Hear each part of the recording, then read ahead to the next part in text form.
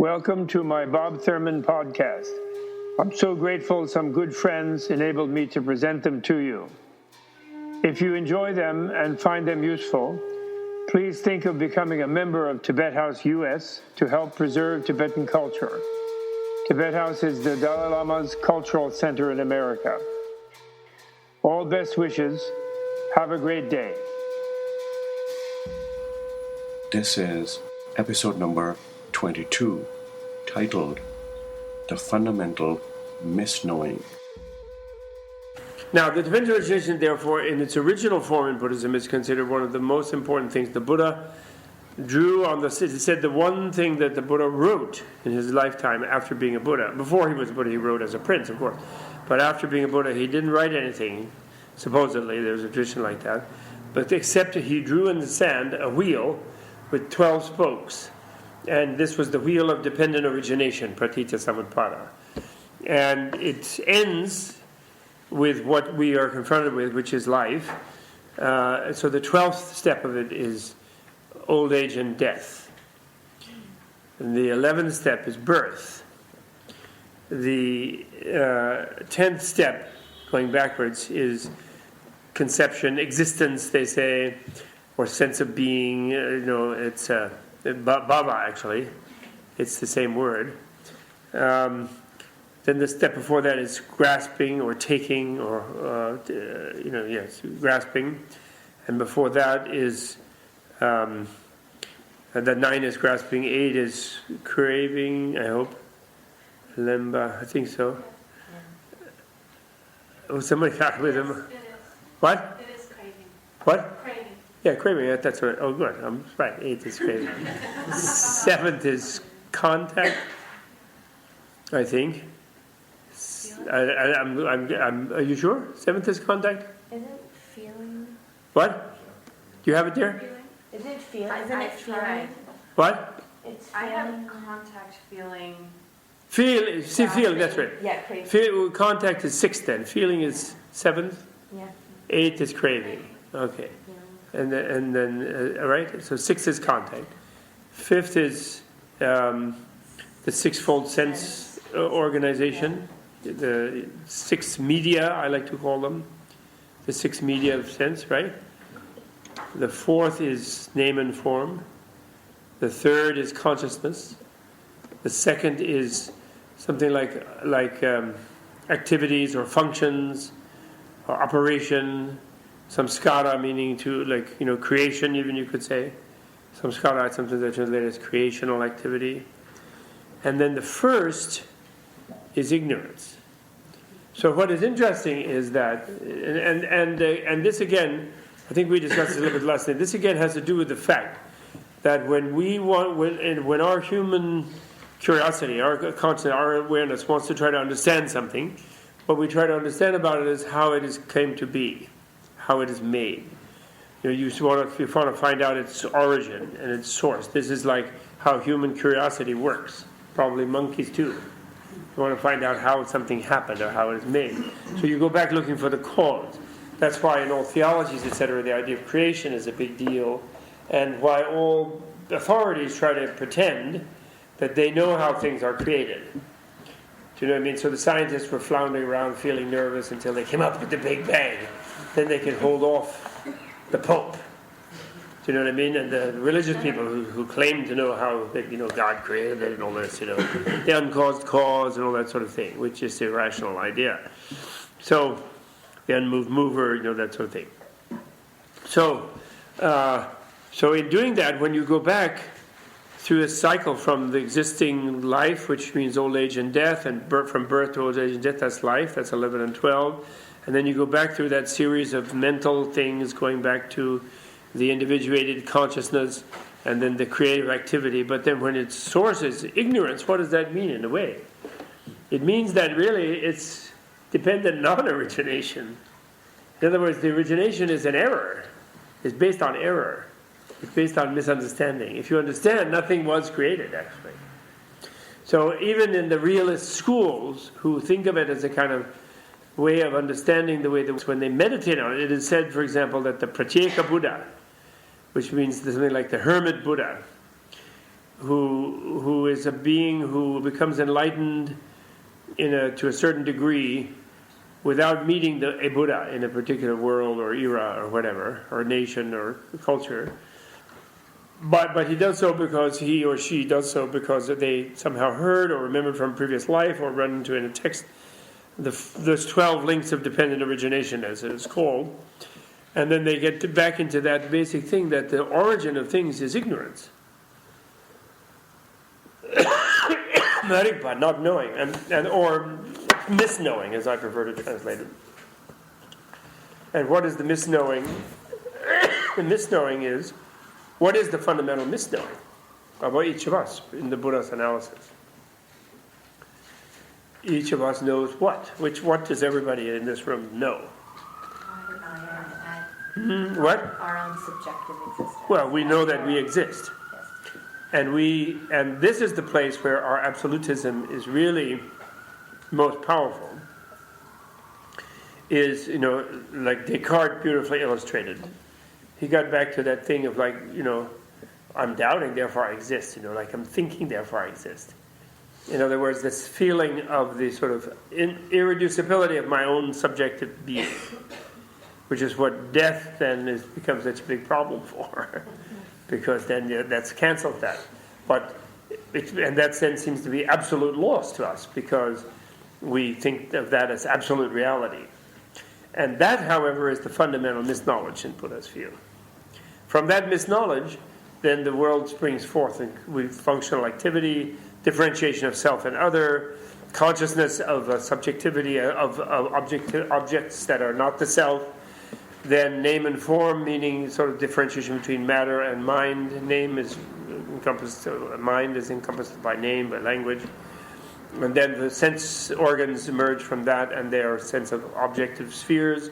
Then contact between the subject and object through the senses, the mind being a sixth sense, and the mental object being a sixth object.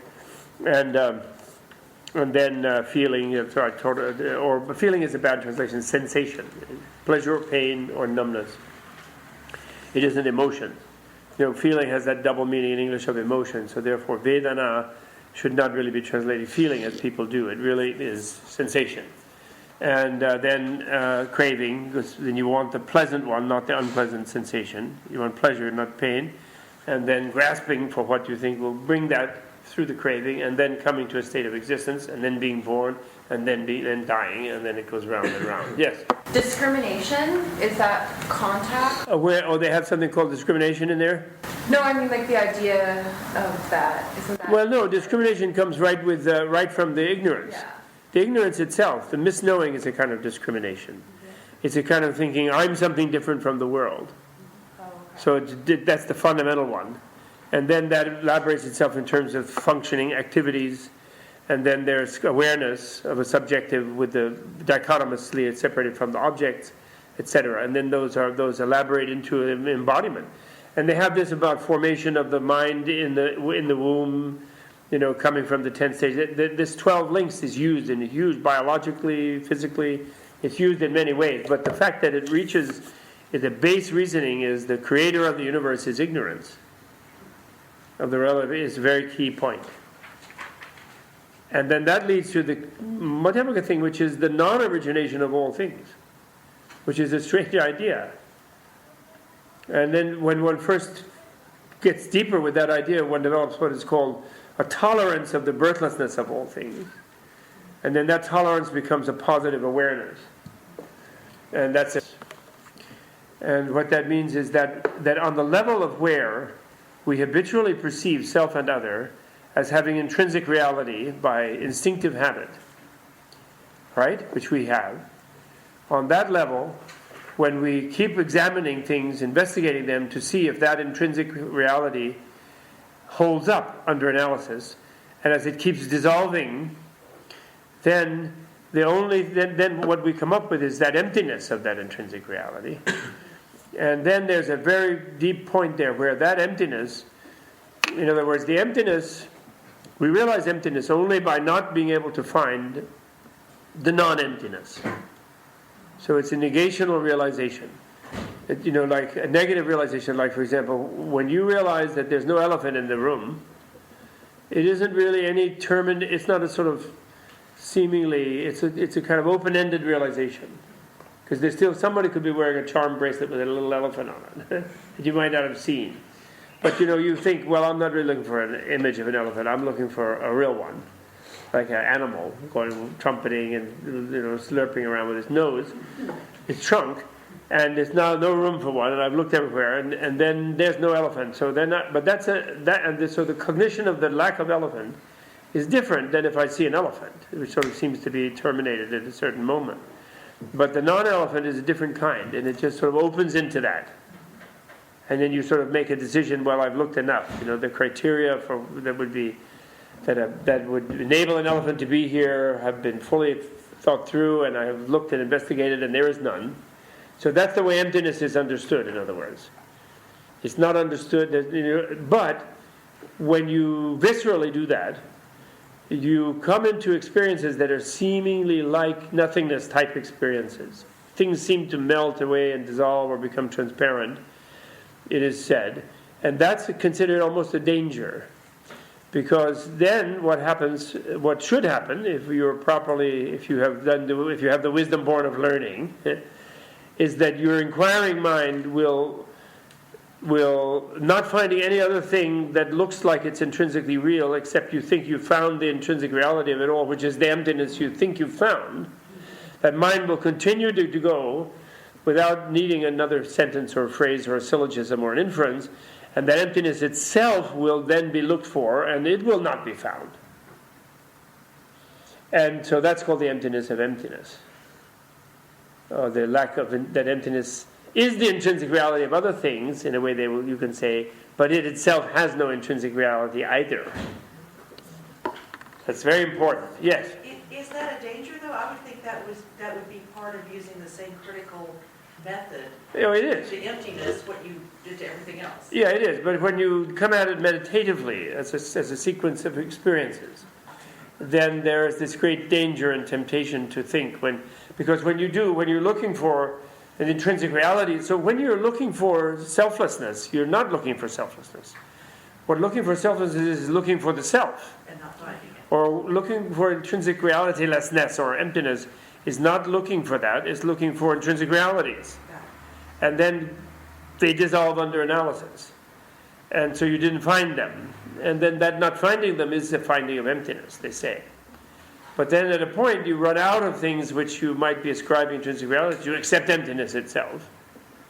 Because things seem to have dissolved around you, and you seem to have dissolved. And it's very key at that time that you don't then think mistakenly that I now have achieved emptiness. That's very dangerous. Yes? What I don't understand is how that's more useful in sort of seeking this concept of enlightenment.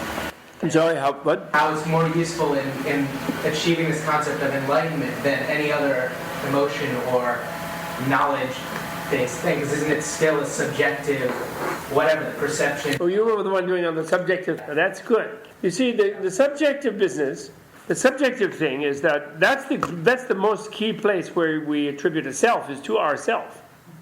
Where we absolutize the self. That is the absolute source of suffering. Is the absolutization of the self. Because subliminally and instinctively, everybody here, unless somebody happens to be enlightened, in which case I apologize for lumping you in with the rest of us. But everybody here instinctively feels an absoluteness about their own existence. So everyone here is subject to the self-absolutization habit, let's call it. So the key is to look for that if the self is there. Therefore, the meditation on the selflessness of the self is to look for that absolute self. And the process of doing it is like, well, if we come to acknowledge in ourselves that I'm absolutely thinking I'm here, and then the Buddha's teaching of selflessness, or Nagarjuna's teaching of voidness, emptiness, is not really like we're supposed to agree with it. We don't actually agree with it. It's a challenge. And then if we think, well, those people were pretty interesting, actually, and they seem to be pretty together. So if they're saying that my feeling of being absolutely here is something mistaken, then that's something I have to take pretty seriously. But the first step in taking it seriously is admitting that I don't agree with that. At least not in the sense of how I feel. So precisely, you will get down to the Descartesian thing where everything else will dissolve under analysis, and then there's still that feeling of the absolute self being there, which is then he started from there. He discarded everything, res extensa, very brilliantly, just like any Buddhist yogi. But then he took this present self of self-presence, which he also admitted he couldn't find. He tried very hard, but he couldn't actually catch himself. But then he thought, well, I'm trying to catch myself, so that's being there. So I can't doubt that. Right? So I have to acknowledge that. So that was, in a way, the beginning of the examination of selflessness. He needed a Zen master to give him a whack on the head when he said cogito ergo sum. In the sense that, not in the sense, cogito ergo sum is actually correct too, interestingly. But not as an absolute. It's just part of... Cogito as a relative, as a relational. In other words, acknowledging the non-finding. You see, the inability to find means that it isn't there in the way we thought it was there. But when we think, in a way we're relationally there. So then, in a illusory, erroneous. Illusory means it seems to be, but it isn't the way it is. But yet it is an existence of an illusion in a way, you could say. And therefore, illusory is the word. So that is there. So you see, there in a way, what does an expression an infinite whole mean?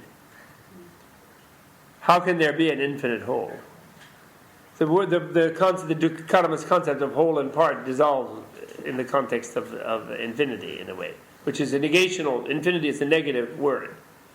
I mean, you never reach infinity, right? Even although you also never can avoid infinity. You realize we're all infinite right now, right? Because we can't exclude our finitude. Does not exclude infinity, because if it did, it wouldn't be infinite, right? Although it would seem to be they should be opposite. I'm finite and there's something that's infinite. But if there's something that's infinite, I'm infinite. Because it can't keep out of me. Do you know what I'm saying? So that's in that same kind of area. But what was it, your real problem? You kept saying, I will do well to recognize fully the way which we are the authors of the play as we see it performed, strengthen the self, diminish self-doubt, and replace it with confidence, self-awareness, and then begin to dismantle the attachment to the play itself. Well, I don't know if that's mine. what? That's Jane. That's not you? Oh, I'm sorry. Yeah, that's another one. That's a good one, too. Oh, yeah, here. The assumption that the subjective life is real only in a relative, non-intrinsic, or self-standing way is in conflict with the idea of practicable and practically attainable Buddhahood. Well, precisely the opposite is correct, from what you're saying. If the subjective life were real in an intrinsic way, that's what would be opposite from practicable and practically attainable. Because if you were intrinsically what you are, and if you are unenlightened, then you're intrinsically unenlightened, then that enlightenment is your intrinsic essence and your intrinsic reality, then you'll never become enlightened, because that intrinsic thing is not relational and therefore it can never change. Right? So in a way, it's very easy. The idea of lack of intrinsic reality is incredibly easy. It's almost obvious. It's almost tautological. How can any relative thing have intrinsic reality, have non-relative reality? Then it wouldn't be there. You follow me? Yeah. But the fact that people come up with all these theories about essentialism or intrinsic reality or whatever, essentialism is why Garfield is using the term for the Sabbawa. It means that people's instinctive feeling is that I'm really here in a really absolute way, and there's something irreducible and absolutely me about me, undetermined and unaffected by circumstance. And therefore, when I look at myself in a family photo at the age of 4, I'm completely puzzled. Well, who is that little thing? And as you look and as you grow older, and you look at yourself in the mirror, you wonder, who is that? Because you always just feel the same way, because you have this absolutized sense of self that seems instinctively to you never to change. But actually, anybody else will tell you it's totally changing. Well, I guess so. The thing is, so the fact that you're free from that is what enables you to be more and more fully relational. but if we're not if there's nothing intrinsic, how can there be change? How can relative experiences as a subject? That's the only thing that can change is what's non-intrinsic. What is interrelated with other things is what changes. Right? Yeah, but there's an extent to which isn't meditation simply grounding you as a subject because you are a subject meditating on... But where does it look for your subject then apart from objects? Try to find it. Well, it's not apart from... You're being very good in the sense of you're realizing that you feel you have a subjectivity that is apart from objects. And somehow you think that's what you have to cling to, that subjectivity, philosophically. So that means you're being aware of your own intrinsic self-absolutization habit pattern. But then the key, if you're going to accept the challenge, is find it then. Well, I don't think there's any realness to this subject. Any what? Realistic subject? I don't think there's any intrinsic subject. Oh, you don't? The question is... Well, then what's the problem? If there is none, then how can you get outside of that? Because... If there was, you wouldn't be able to. Therefore, there isn't one. But if we're using... Therefore, the habit that we feel that we do have one is what is causing all the trouble. You see, like right here we have 30 people, or whatever number. Each one is really real. The real person here. Now, who's wrong? Like, and each one of us thinks the others are not really real. They're just like over there somewhere. And yet each one is, and so each of us is the center of the event. Edward is the intrinsic subjectivity around here, or Bob is, or whoever else. But to the other people, no way. So everyone is in this error of feeling they're the real thing here, and then that makes everyone paranoid because we all know that no one else agrees with us. Right? Well, I agree with all this. Oh yeah, well, what's your problem then? I don't know. No, you're right. You see, you agree, I agree. It's almost, as I said, it's almost simplistic, but we don't feel that way. But isn't feeling just another? It's no further towards enlightenment because it's just an emotion. It's just a sensation. Exactly. Well, I don't mean by feeling by emotion. I mean we have a sense of our own self-centrality. It's called the intrinsic identity habit. The Buddhists have the most fantastic analytical terminologies about all of these kind of instinctive self-centerednesses that we have. And that's what we're working with here. And the key, though, is to bring them up. And to realize that we do have them, and then critically seek to verify them. And then what's liberating is if we fail to verify them. And we sustain that failure. And we in a way come to where that failure becomes itself something. And then you say that we should be self-confident, all this. No, that was the other person, but you said the only conceivable way around this is how can the boundaries of something be shaped away if the means, i.e. seeking for knowledge through self-expression as a subject, simply reinforces one's existence as such. But the point is, when you self-explore yourself as a subject, it doesn't reinforce your existence as an intrinsically real self, because you can't find that, is what you'll find. And so that then opens the sense of self, and therefore deepens one's sense of interconnectedness. That's key. And that's why in the verse, he salutes Nagarjuna, and rather he salutes also the Buddha. He says, crown of all teachers, for teaching the emptiness. Another translation for emptiness, by the way, could be freedom. Freedom is also a negative word. You know, you say sugar-free, salt-free, stress-free, hassle-free. That means lacking. But we think of freedom in America especially as like, I don't know, somebody win a football game, you got freedom, or George Bush shouting about freedom. But freedom is actually just a negational term. It doesn't really refer to anything. It refers to lack of something, lack of bondage. So the freedom from intrinsic reality, that means relativity, you see. So the equivalence of voidness and relativity is for that teaching, that's where Buddha was unique among the ancient philosophers. Because otherwise they thought, well, if things aren't really there, then how could they really relate? And they all have like essences and the pure forms, you know, Socrates, Plato has, and etc. Everybody's got some kind of ding and zik hanging around. And the Buddhists, and most of the Buddhists have. Only the Prasanghi, you know, the most subtle levels of the Madhyamaka, and even Nagarjuna and the other teachers, Dzongkhapa himself, they warn that the sort of most radical, most relativistic, deconstructive type of emptiness level insight, one must be careful about it if it seems to one that voidness becomes nothing nihilistic. In other words, there's a big danger of becoming nihilistic. And therefore, if you need to keep a little intrinsic reality in things, a little degree of intrinsicity in things to kind of feel solid about them, do so. There's a wonderful, it's like a philosophical therapy. Don't push too fast and think you can jump into the void. Don't think you have a hold of the void. That's a terrible danger. That makes you crazy.